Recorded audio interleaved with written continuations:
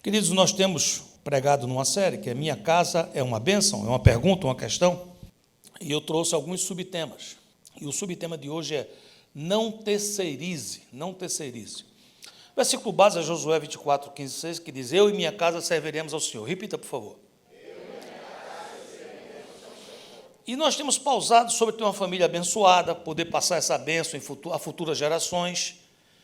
Nós vimos, por exemplo, que a geração de Josué foi uma geração vencedora, uma geração que depois de passar 40 anos no deserto, passando muita luta, muita dificuldade, muita expectativa, eles entram na terra para receber a bênção.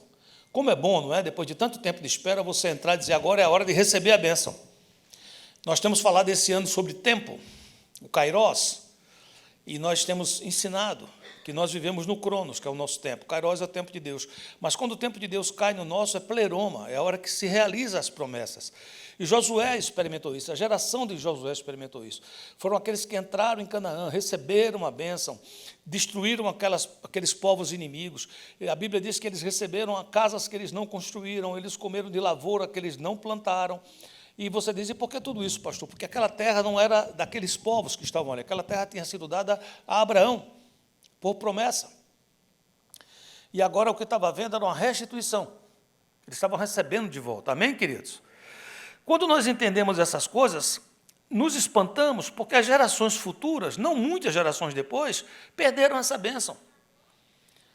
E a Bíblia diz que eles perderam porque eles não conheciam o Senhor e nem conheciam as obras do Senhor. Isso nos entristece. Quantas vezes nós passamos por bênçãos, talvez seus avós passaram por bênçãos, seus pais passaram por bênçãos, e talvez você tenha uma avó, um avô, uma mãe, um pai que orou por você, está clamando por você, e muitas vezes nós perdemos essa bênção, ou pela graça de Deus alcançamos. Você está aqui, você me ouve. Se você diz, não, pastor, eu perdi essa bênção era de meu avô, essa bênção era de minha mãe, está na hora de você resgatar isso, em nome de Jesus, amém, queridos? Mas quando você resgata e você passa pela sua própria experiência, é importante que você entenda que essa bênção pode ser geracional. E você diz, o que é que significa que pode ser geracional? Você deve e pode passar para a bênção, para gerações futuras. Só que há 4 fundamentos importantes. O primeiro deles que nós temos que entender é que Deus decidiu, quando faz algo nessa terra, contar com o homem. Nós temos isso na primeira mensagem. Se você perdeu isso, volta lá no nosso Vida com Vida News. Desde a primeira mensagem, você vai receber isso de maneira mais profunda. Por exemplo, Deus quer abençoar hoje o Brasil. Você crê nisso? Amém. Mas precisa que o homem atue. Eu posso dizer, Senhor, abençoa o Brasil, eu quero que o Senhor faça um milagre, mas eu não vou votar. Daqui eu não saio, daqui ninguém me tira, porque crente que é crente não se mete com política. Vai estar faltando alguma coisa, sim ou não?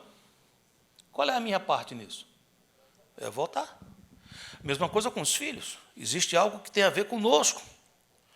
Você precisa passar por suas experiências próprias. Papai teve muita experiência, mamãe teve muita experiência, vovô teve muita experiência, vovó teve muita experiência. Glória a Deus por isso. Ou você pode dizer, papai, mamãe, vovô não teve experiência nenhuma. E o que aí, pastor? Tendo ou não tendo, isso não anula o fato que você precisa passar por suas próprias experiências. E isso é geracional. Significa que seus filhos precisam passar pelas próprias experiências. Deus não tem netos, Deus tem filhos. Hoje eu quero falar sobre esse terceiro fundamento, que é a responsabilidade do ensino é dos pais. Não terceirize. Não terceirize. E domingo que vem, se Deus permitir, eu vou falar sobre o cuidado que devemos ter de, nessa luta para ensinar, não passar apenas rituais, sem unção e sem poder. Não terceirize. O que é terceirizar? Terceirizar é contratar terceiros para a realização de serviços não relacionados com a atividade principal. É errado, pastor? Não, se for dessa forma. Você tem uma empresa, e essa empresa foi chamada porque você é craque, a sua empresa é considerada fantástica para ar-condicionado. Então, você vai trabalhar para colocar o ar-condicionado num edifício. E sua empresa está apta para isso. Mas existem certas coisas na caminhada que não são necessariamente, que não têm a ver necessariamente com a questão da climatização. Então você terceiriza. Pessoas que vão colocar parafuso, pessoas que vão tirar parafuso, pessoas que vão cortar a parede, pessoas que vão... Então você vai procurar pessoas que sabem fazer isso, e isso não tem problema nenhum. Tem problema? Isso é terceirizar. Ok? Mas preste atenção. Eu contrato terceiros para a realização de serviços não relacionados com a atividade principal. Logo, ensinar seus filhos no caminho do Senhor é a atividade principal. Você não pode, eu não posso delegar isso a outros. Sim, eu posso e devo receber a ajuda do corpo de Cristo. Os meus pais, minha família é cristã. E me ajuda, corrobora. Amém. Boa, bem-vindo essa ajuda. Mas a responsabilidade continua sendo minha. Meus filhos, quando nasceram, desde até que eles saíram de casa, a responsabilidade de ensino sempre foi minha e da pastora Rosana. Nossa. Contamos com ajuda, claro. Nossos filhos sempre frequentaram a igreja. Estavam sempre nos pequenos discípulos, que hoje assim chamamos. E tivemos a ajuda de muitos irmãos e irmãs que ali ensinavam a palavra de Deus, histórias. Mas eles tinham os nossos filhos por 1 hora durante uma semana. Os seus filhos estão agora nos pequenos discípulos. Os nossos irmãos estão lá dando o melhor que eles podem. Eles vão ter seus filhos por no máximo 1 hora. Mas um dia tem 24 horas. E uma semana tem 7 dias. 1 hora. Contra tudo, todas essas horas tem que ser encarada como uma ajuda. Você entende o que eu estou dizendo? Muitos dizem, levei meu filho para a igreja e de nada adiantou. Filho, 1 hora. Preste atenção a isso. O que foi feito das outras horas? Eu estava cansado, deixei ele assistir televisão. Então, de quem é a responsabilidade? É nossa. A ordem era os pais ensinarem aos filhos. Deuteronômio 6, versículo 6 até o 9 diz, estas palavras que hoje te ordeno estarão no teu coração. Tu as inculcarás a teus filhos, e delas falarás assentado em tua casa e andando pelo caminho, e ao deitar-te e ao levantar-te. Também as atarás como sinal na tua mão, e te serão por frontal entre os olhos, e as escreverás nos umbrais da tua casa e das suas portas. Quando você continua lendo, os versículos seguintes começam a descrever a bênção que vai acontecer se assim eles praticarem. E também alerta para os problemas que viriam se eles desprezassem essa missão. O que é que eu devo fazer, então, passo a passo, pastor? Número 1, essas palavras que hoje te ordeno estarão aonde? No teu coração. Estarão no teu coração. A pior coisa é você ensinar uma coisa que não é real. Que você não vive e que você não ama. Entende o que eu estou dizendo? Tem um irmão aqui entre nós, Zé Carlos, hoje ele está se preparando para viajar, que ele gosta muito de pescar. Vez por outra eu gosto de dar uma atiçada no Zé. E eu começo a falar com ele sobre pescaria. Você fala, você entende de pescaria, pastor? Nada. Nada como? Nadar, né? Não, nada, eu não sei nada. Eu sei comer o peixe. Se o Zé pescar, eu como bem aquele peixe que ele pesca, né? Mas ele fica muito assim, feliz, animado para falar sobre pescaria. Você diz, por quê? Porque essas coisas estão no coração dele. Ele sabe o nome do peixe, ele sabe o nome da isca, ele sabe não sei o quê. Ele fica feliz, ele posta lá o barco, o peixe que pescou. Ele fica muito contente, ele diz, foi espetacular. Foi uma coisa somente de Deus. Olha, se você me chamar para pescar, e eu for por amor a você, eu vou ficar orando toda a pescaria para dizer, Senhor, isso vai passar, não é possível que não passe. Você fala, por quê, pastor? Porque não está no meu coração. Não está no meu coração. Nós temos aqui o pastor Nelton. O pastor Nelton é apaixonado por motores, principalmente 2 rodas, que é motocicleta. Ele um dia comprou uma moto, sozinho, comprou uma moto aqui na igreja. Ele falou tanto, ele conversou tanto, que quando a gente olhou um dia, tinha mais de 30 motocicletas igual a dele, parecida com a dele aqui na igreja. Fizemos um clube aqui na igreja de motocicleta. Porque ele falava da moto, ele era de clubes contra o windshield, em favor do windshield. Era muita situação. Viajamos, saímos daqui, fomos para o lado de cá, San Agustín, onde a Flórida foi encontrada. Tem até lá a fonte da juventude. Não sei se você já foi em San Agustín, tem a fonte da juventude lá. Eu tomei aquela água, não adiantou de nada, impressionante. E nós fomos, viajamos com aquelas motos, e o Zé Carlos ia com um carrão atrás, dando suporte. E era para a gente parar a cada 80 milhas. As mulheres iam na garupa, elas começavam muito felizes. Com pouco tempo, estávamos só os homens nas motos, e o carro do Zé Carlos estava entulhado das irmãs. Elas com os cabelos tudo, meu Deus, como é que eu me meti nessa, né? Uma bênção, né? Tal. Quem era o culpado de tudo isso? Nelton. Porque ele ficava na cabeça da gente, e a gente ficou, entendeu? Aí ele dizia, olha, como é?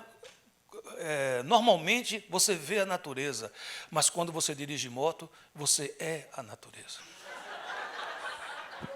A gente acreditou demais nisso. Estarão no teu coração. O que é que está no teu coração? Sobre as coisas que deve guardar? Guarda o teu coração, porque dele procedem. Filhinho, não deixa passar. Filhinho, percebe. Peraí, vou me vestir de discípulo, me vestir. Sim, pode falar, papai está aqui. Ele percebe. Tem que ser normal, natural. Eu sou. Por quê? Porque essas palavras que hoje te ordeno estarão no teu coração. Eu escondi a tua palavra no meu coração para que eu não peque contra ti. Como diz em Colossenses 3,16, a parte A, habite ricamente em vós a palavra de Cristo. E você pode dizer, pastor, mas como é que eu faço para poder cumprir esse primeiro requisito? Eu acho relativamente fácil. Você não acha? Você fala, como é, pastor? Você acha que é como? Lendo. E depois, pastor, lendo de novo. E depois lendo, escutando, ouvindo. Por quê? Porque a fé vem pelo ouvir. E o ouvir da palavra de Deus. Até memorizar. Hoje eu tenho uma Bíblia num telefone, num iPad, num tablet. Tenho várias Bíblias lá em casa, várias versões. Na época de Jesus não tinha. A Bíblia era um rolo, que estava lá na sinagoga. Você fala, e aí? Tinha que memorizar. Jesus, quando batalha com o diabo, ele batalha, está escrito. Ele não dizia, peraí, que eu vou procurar no Google, o que é que diz? Não dá. Ah, pastor, decorar isso é muito difícil, mas tem gente que sabe, os jogadores da seleção brasileira, tem gente que está sabendo até o nome dos juízes do STF.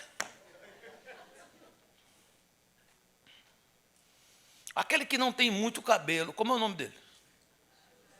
Olha aí. Sabem, não é verdade?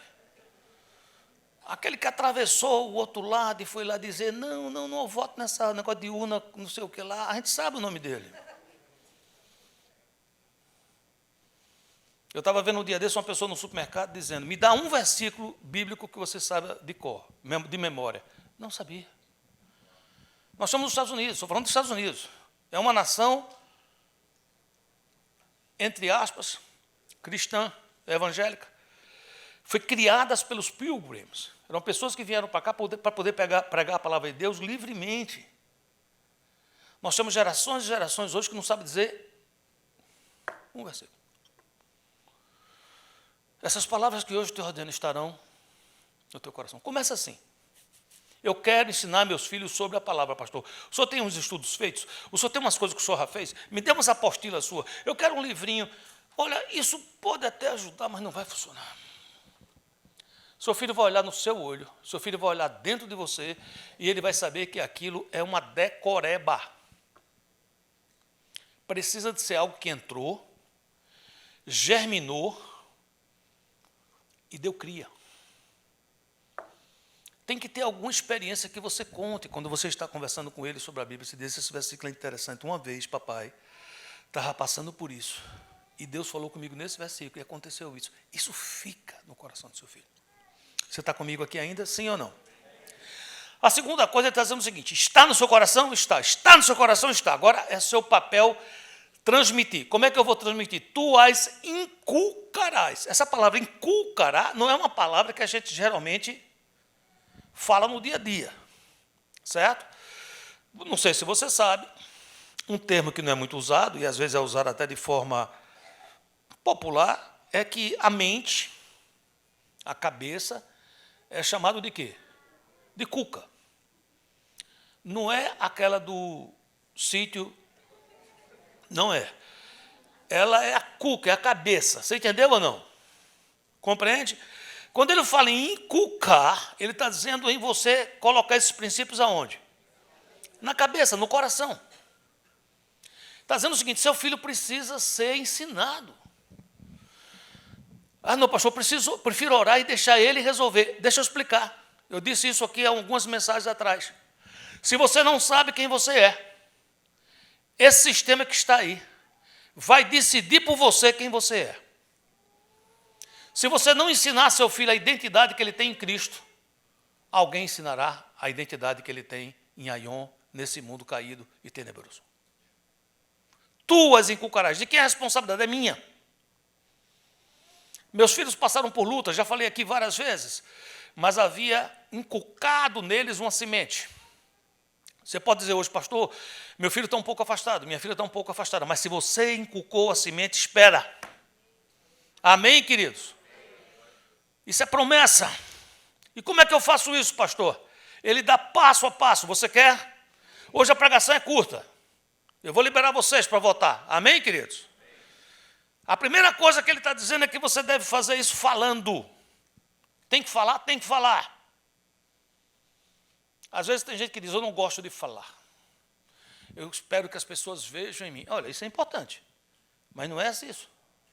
Não, porque eu estarei num ambiente e o bom perfume de Cristo se espalhará e então as pessoas saberão. Olha, existe um conjunto, e parte desse conjunto é falar. Existe um versículo que diz assim, aquele que diz que está em Cristo deve andar como ele andou. Mas antes de andar tem que fazer o quê? Ou antes de dizer tem que andar. Mas o que ele está dizendo é o seguinte, é que uma coisa não pode viver sem a outra. Eu preciso falar. Colossenses 3,17b diz, e tudo o que fizerdes, seja em palavra, seja em ações ou em ação, fazei em nome do Senhor Jesus, dando por ele graças a Deus, Pai. Como é que eu falo, pastor? Você tem que criar reuniões na sua casa. Antigamente, na minha casa, havia uma coisa chamada culto doméstico. Era um pouco mais formal. Meu pai era mais velho que eu, 39 anos. Era um homem de Deus. Então, ele tinha a maneira dele de ensinar, de me inculcar. E era um culto ao redor da mesa. O jantar esperando, eu estava com fome. Então, ele cantava um hino. Lia uma porção da palavra. Depois orava. Você dizia aí, eu era uma criança. Minha irmã era também pequena. E a gente ficava com o olho aberto, outro fechado, pensando, esse pastel que está aqui está bom, hein? Mas de tanto ouvir aquilo, porque você dizia, seu pai fazia quantos cursos domésticos, pastor? Ele fazia 3 por dia. Pela manhã, pela meio-dia e à noite. Mas como é que ele fazia isso? Ele arranjou um hino que dizia assim, bem de manhã, embora o céu sereno pareça o dia calma anunciar, vigia e ora com o coração pequeno, um temporal pode abrigar, bem de manhã e sem cessar, vigiar e orar. Essa era a música da manhã. Amém? E no meio-dia, ao meio-dia, enquanto os sons da terra abafam mais, de Deus a voz de amor, recorre à oração, evita a guerra e goza a paz com o Senhor. Aí tinha um coro. Você dizia à noite, da noite ao fim, após os seus lidares, relembra as bênçãos do celeste amor e conta a Deus prazeres e pesares deixando em suas mãos a dor, bem de manhã e sem cessar, vigiai, sim, orai. Você diz, você já alguma vez abriu o cantor e cantou esse hino sozinho? Não, estou cantando agora. Não cantei. E como é que você aprendeu? Ah, queridinho. Eu casei, tinha 20 anos. Foram 20 anos escutando isso 3 vezes por dia. Ele encucou. Não sei se você está entendendo. Está entendendo ou não? Eu aprendi que pela manhã, apesar da calma, pode vir problemas. E eu tenho que estar ligado nele. Eu aprendi que ao meio-dia, os sons da terra abafam a sua voz de amor. E eu preciso recorrer a Deus.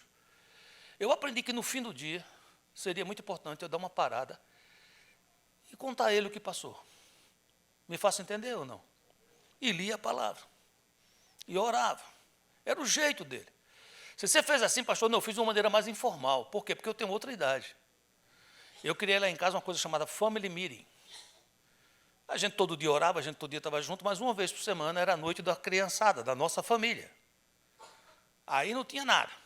Geralmente era segunda noite. A gente chegava lá, a pastora fazia nossa comida, a gente fazia comida, depois que comia, a gente sentava no chão, sentava no sofá, e a gente ia sonhar, a gente ia ler a palavra, a gente ia orar, a gente ia falar dos sonhos, falar dos planejamentos, falar dos pedidos de oração, agradecer os pedidos de oração que foram respondidos durante a história, e assim eles esperavam por aquela reunião com muita alegria.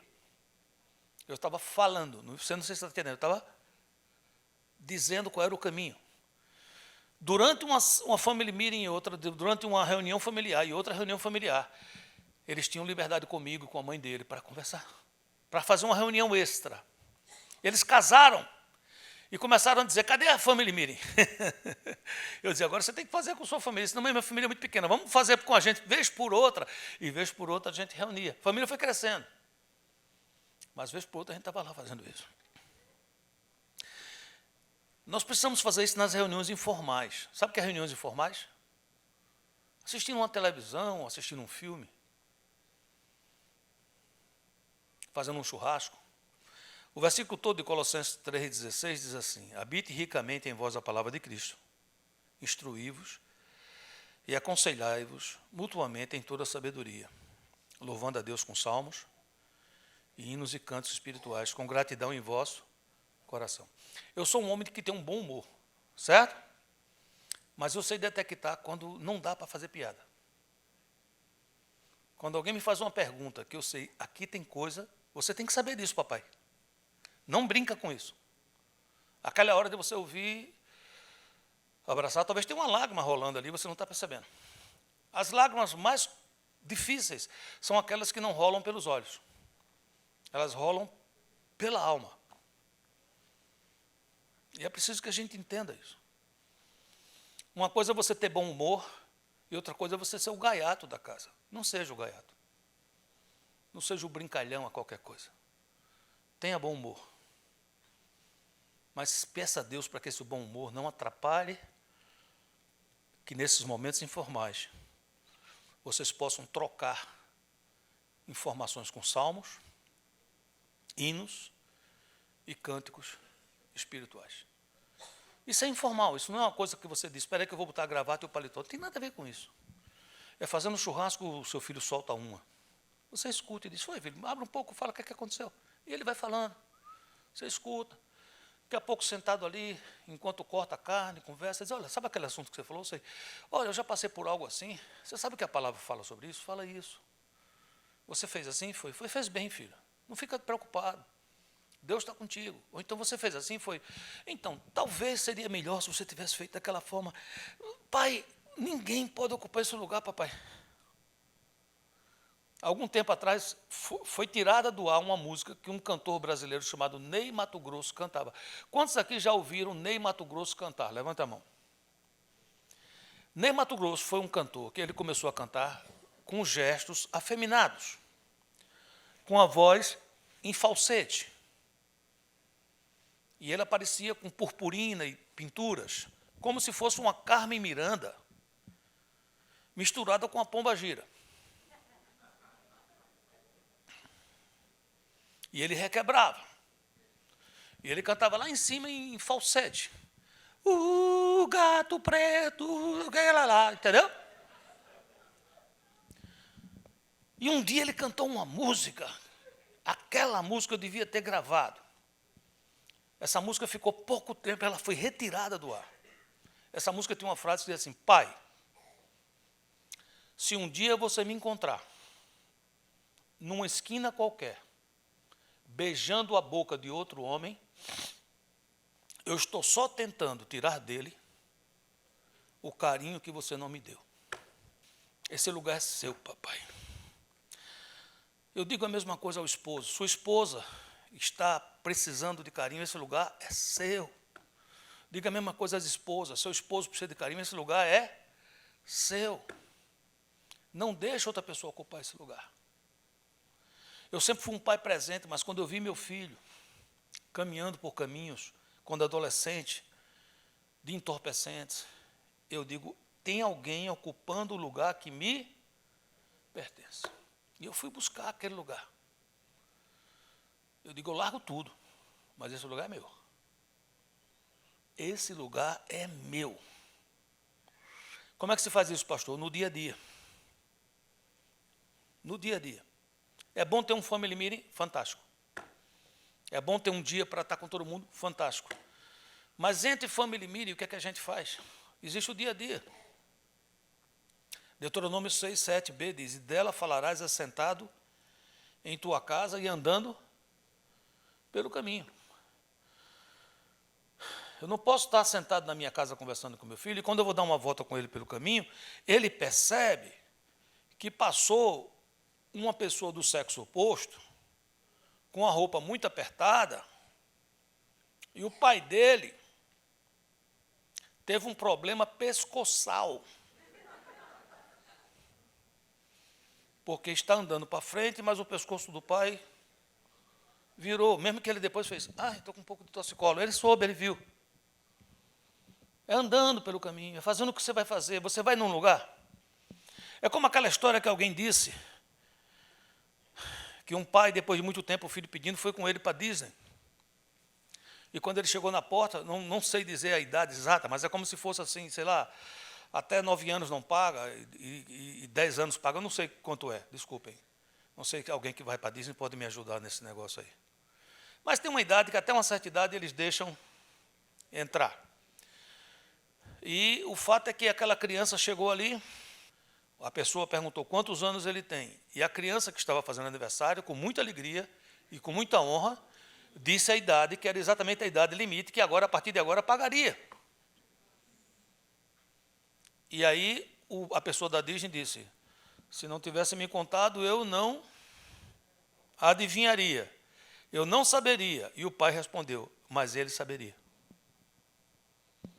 Então vale mais a pena pagar lá o valor do que ensinar seu filho a enrolar para entrar num lugar sem pagar.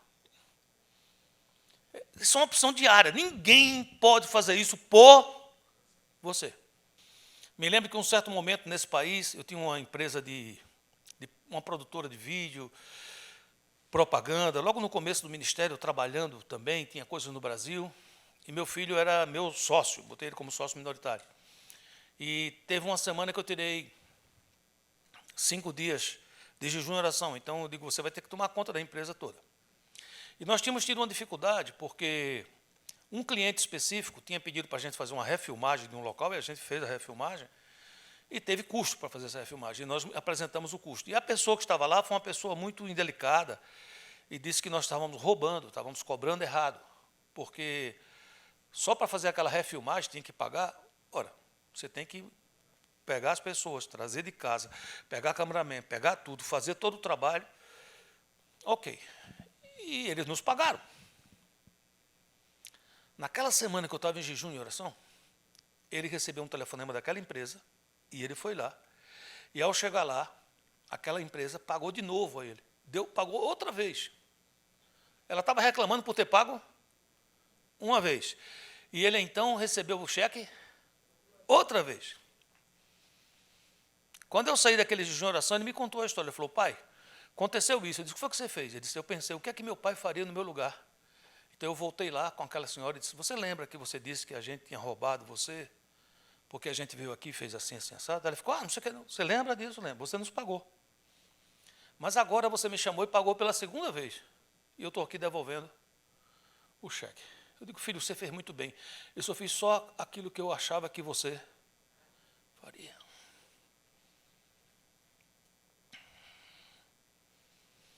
É no dia a dia, até quando termina o dia, ao deitar.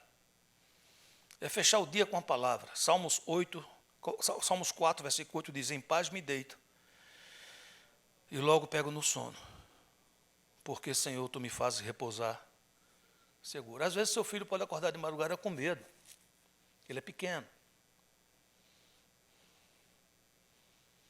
E você diz, isso é coisa de criança. Não sei. Eu aprendi a vida toda a entender que nós temos 3 esferas. Espírito, alma e corpo. E eu aprendi que nessa vida existem forças espirituais e também existem forças naturais, forças materiais. Então, se meu filho está passando por um pesadelo, pode ter sido, porque ele comeu muito tarde, pode ter sido preocupações do dia a dia, a Bíblia diz, das preocupações, vêm os sonhos. Pode ter sido algum filme indevido que ele assistiu, ele ficou preocupado, ficou triste, ficou aborrecido, mas pode também ser um ataque maligno. O que é que você fazia, pastor? Eu ensinava meu filho, eu abraçava ele e dizia, vamos orar? Vamos. Então a gente orava, repreendendo toda a força contrária, aqui você não entra, em nome de Jesus. E em seguida eu ensinava ele um versículo que eu aprendi com minha mãe, que é esse que eu acabei de ler para você. Filho, repete comigo, em paz me deito, em paz me deito. E logo pego no sono, e logo pego no sono. Por quê? Porque, Senhor, Senhor, só Tu me fazes repousar seguro, só Tu me fazes repousar seguro. Durma com esse versículo. E ele dormia. Meus filhos, naturalmente, sempre preferiram a mãe, por uma questão de inteligência. Eu faria a mesma coisa. Mas de noite, quando eles acordavam, eles buscavam o papai. Às vezes meu filho chegava lá na porta do quarto, e eu só fazia assim. E ele vinha, rodeava para o meu lado, e eu colocava ele em cima de mim. Quando acordava de manhã, minha esposa, ele já estava lá fazia algum tempo. Você está entendendo, sim ou não? O que é que significa, papai? Ele sabia que tinha alguém que daria a vida por ele, que estava do lado dele, para o que acontecesse, para o que ocorresse. Porque eu era a pessoa mais perto dele que podia mostrar a ele o caráter de Deus. Para o seu filho, Jesus está muito distante. Para o seu filho, Deus está muito distante. A pessoa que é mais perto dele, a palavra pai, Deus é pai, a pessoa mais perto dele é você. Um pai que abraça, um pai que disciplina, um pai que orienta, um pai que diz, não, você está errado, mas vamos aqui, eu vou contigo. É preciso que a gente entenda, se eu deito dessa forma, eu preciso iniciar o dia profetizando. Meus filhos têm que acordar sabendo que hoje é um dia especial. Eu quero que meu filho acorde pela manhã dizendo assim, Deus começou um dia novo. O que é que nós vamos fazer junto aí? Quais são as coisas que o Senhor tem planejado? Isso funciona para mim e para você também, sim ou não? Salmo 118, 24 diz, este é o dia que o Senhor fez, regozijemo-nos e alegremo-nos nele. Esse é o dia que o Senhor fez. O que é que eu devo fazer? Me alegrar, me regozijar. Eu odeio segunda-feira. Não, eu amo segunda-feira. Eu amo terça, quarta, quinta, sexta, sábado, domingo. Mas por quê? Porque o Senhor fez. E tem coisa especial acontecendo. Você crê? Diga amém? Amém. O seu filho vai olhar para as suas atitudes. Ele diz, atarás como sinal na tua mão. O que é que significa atar como sinal na mão? É aquilo que eu faço. É o que eu faço com a minha mão. É a complementação da palavra. Colossenses 3,17b, que nós lemos, diz, tudo quanto fizer, seja em palavra, mas também diz o quê? Seja em ação, fazei-o em nome do Senhor Jesus, dando por ele graças a Deus. O que você vê? Ele diz que essa palavra tem que ser por frontal, entre os olhos. Isso é uma metáfora. Ninguém vai pegar uma Bíblia e colocar aqui, amarrado. O judeu faz. Tifilim, eu já vi. Eu tinha amigos judeus aqui. é uma miniatura da Torá, que é o Velho Testamento, que eles amarram na mão. Passa um tempo, amarra na cabeça. Você chega para trabalhar, está lá o judeu, cara bacana, gente boa, com um livrinho na testa. Você está fazendo o quê? Tefilim. Isso é uma literalidade de uma coisa que não tem nada a ver. Ele está dizendo que essa palavra tem que estar o quê? Na minha mente, ela tem que ser para o frontal dos meus olhos, é um filtro para os meus olhos. Você me dá um exemplo claro disso, pastor. O Jó passou por uma luta muito grande, e ele sofreu muitas acusações, mas ele contou para os seus amigos um pacto que ele fez em Jó 31:1. Ele diz: eu fiz aliança com meus olhos. Como, pois, os fixaria eu numa donzela? Ele está dizendo que essa palavra precisa ser por frontal quando eu olho para as minhas irmãs em Cristo, para as pessoas que estão na rua, quando eu vou numa academia fazer ginástica. Isso pode filtrar o meu coração, pode me purificar, ou o contrário, se eu não faço. Agora eu estou advertindo que os meus filhos veem e percebem. Eles têm um sentido impressionante.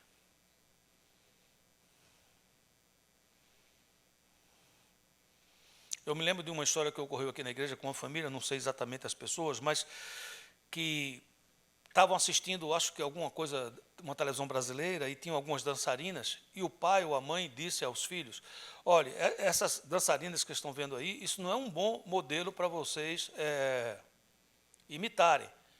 E as crianças disseram: a gente sabe, a gente não sabe por que você está assistindo. As crianças sabem. Temos que ter posicionamento. O que é posicionamento, pastor? E as escreverás nos umbrais de tua casa e nas tuas portas. Entendi. A partir de amanhã eu vou botar uns versículos na porta lá de casa. Faça, é bom. Mal não faz. Mas não é isso que ele está dizendo. Ele está dizendo que eu não serei um agente secreto de Jesus. Eu já falei aqui que eu não gosto muito de dizer, quando eu não conheço uma pessoa, que eu sou pastor. E você diz: por que você não gosta? Porque o nome pastor, que é um nome que eu amo, e eu amo ser pastor, lamentavelmente, nos últimos anos, por causa de maus pastores ou falsos pastores, não ficou um nome muito bom. Vocês entendem o que eu estou dizendo, sim ou não? Mas isso não significa que eu deixo de me declarar como cristão. Pelo contrário. Quem me conhece com pouco tempo vai escutar eu falar: a Bíblia diz, a palavra diz. Eu vou no meu barbeiro. Quando eu vou do lado lá, que é a pessoa que me ajuda, corta minhas unhas, dá uma ajeitada no meu cabelo, para eu ficar com um rejuvenescimento, né, que às vezes a pessoa diz: pastor, por que o seu cabelo é assim, não fica branco? Eu vejo foto sua com cabelo branco. Eu digo: isso é uma irmã que eu tenho. No começo era a Lidiane, agora chama-se Eunice, ela é uma crente. Ela ora por mim, com imposição de mãos, utilizando um azeite, número 5, acho que é esse. Essa sabe que eu sou pastor, sabe que eu sou cristão, e já disse ao salão todinho. Então, quando eu chego lá, é o pastor que chegou, entendeu ou não? O vizinho ainda não sabe que eu sou pastor, mas sabe que eu sou cristão. Você fala: você disse a essa que você era pastor? Eu não disse não, mas uma delas que estava lá, veio aqui na igreja, assistiu e contou para todo mundo. E deu certo. Você fala: por que deu certo? Porque primeiro me conheceram como cristão. Alguém que vai num lugar e respeita. Que olha para aquela irmã, aquela moça que está trabalhando comigo, como um pai olha para uma filha. Com respeito. Que dá uma gorjeta. Por que dá gorjeta, pastor? Porque aquela pessoa trabalha.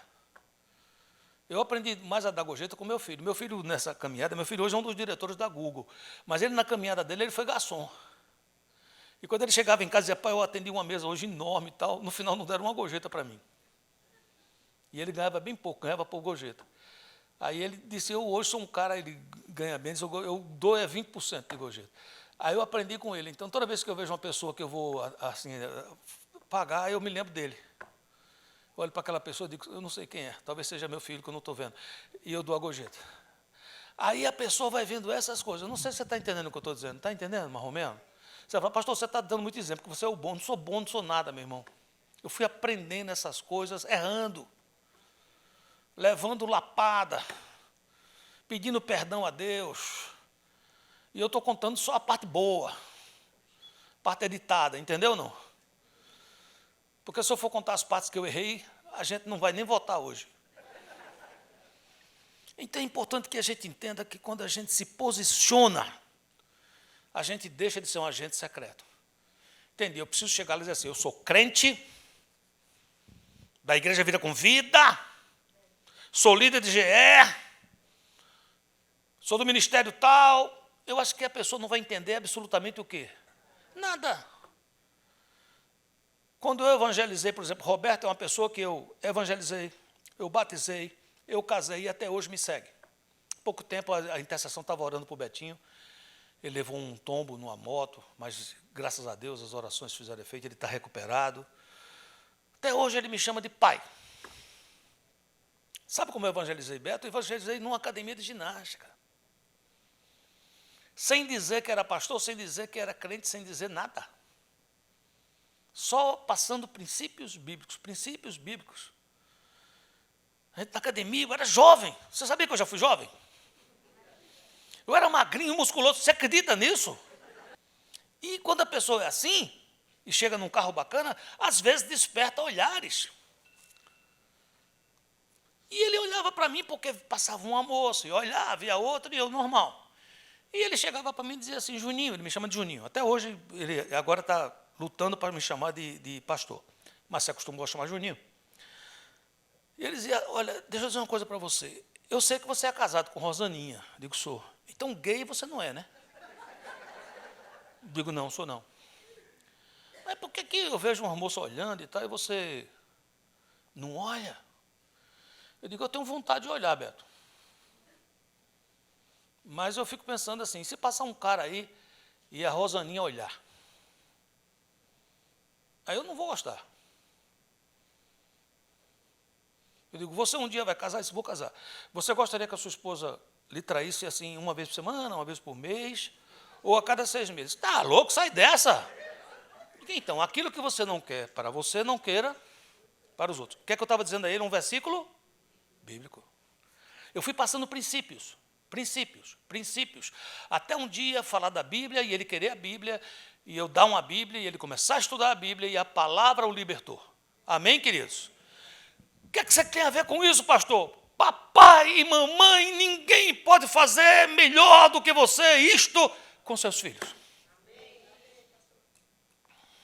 Ande com eles.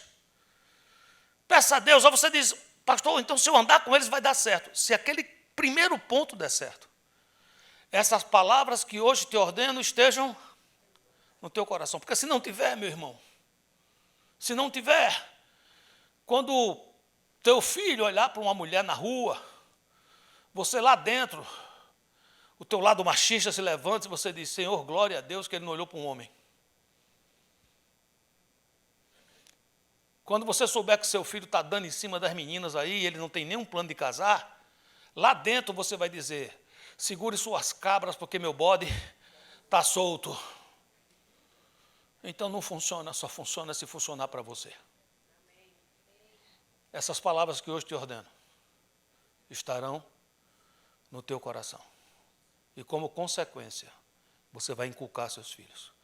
Como consequência, você vai passar para a geração futura.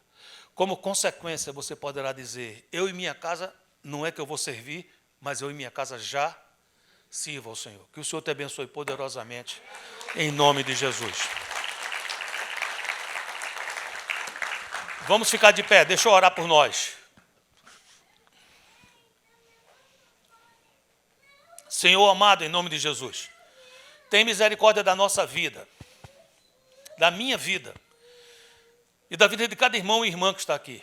Nós passamos por lutas, por dificuldades, por batalhas. Às vezes falhamos, tropeçamos e caímos. Dá-nos, Senhor, a capacidade de chegar para nossos filhos e pedir perdão. Dá-nos a capacidade de chegar para nossos filhos e falar, papai errou nisso. Papai fez o que Jesus não faria. Estou arrependido e eu quero mudar. Faz coisas grandes, Senhor. Nós queremos reivindicar nossos filhos para Ti. Porque não geramos filhos para a calamidade. Amém. Mas geramos filhos, Senhor, para que o Teu nome seja glorificado. Vem sobre nós. Vem sobre nossa vida, Senhor. Quero abençoar cada irmão e cada irmã que está aqui. Eu quero que eles saiam daqui hoje, Senhor, abençoados pela Tua palavra. Filtra essa palavra que foi dada, que fique aquilo que é bom, que fique aquilo que edifica, que fique aquilo, Senhor, que os levantará como uma nova geração, Senhor. Que ao passarem por essa porta, saiam daqui revigorados, entusiasmados e encorajados pela Tua presença. Eu te abençoo, meu irmão, eu te abençoo, minha irmã, que está nesse lugar, você que está na sua casa, você que está no seu carro, você que está numa academia fazendo ginástica, você que está em qualquer lugar nesse momento, que ouve essa palavra, eu te abençoo no nome santo de Jesus Cristo de Nazaré. Amém e amém e amém. Deus nos abençoe.